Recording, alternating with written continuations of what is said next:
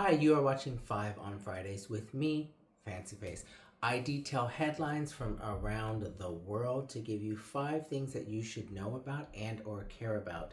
It is Friday, TGIF.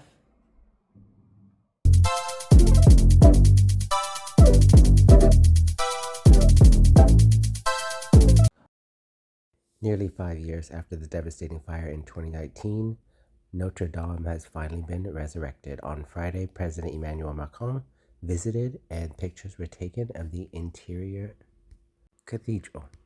It is set to reopen next month.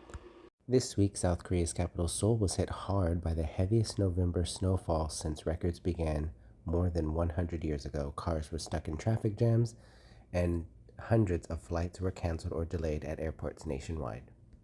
At number 3 and elsewhere in South Korea, in the second largest city, Busan, delegates from 175 countries got together to talk about an international treaty on plastic, citing plastic sachets, polyester clothing, and wet wipes as some of the biggest problems facing the earth.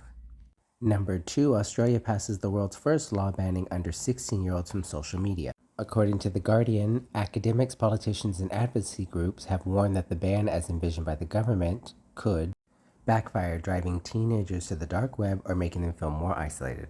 The platforms have 1 year to figure out how they're going to implement the ban before penalties are enforced. Lastly, number 1, prompted mostly by the tariffs threat, Trump, according to BBC News, called Mexican President Claudia Sheinbaum on Wednesday and came out of the discussion saying, quote, "She agreed to stop migration through Mexico and into the United States, effectively closing our southern border."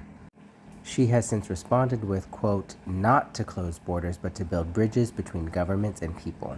She has stressed that with the U.S., it has never been our plan to close the border and that their conversation was very amiable.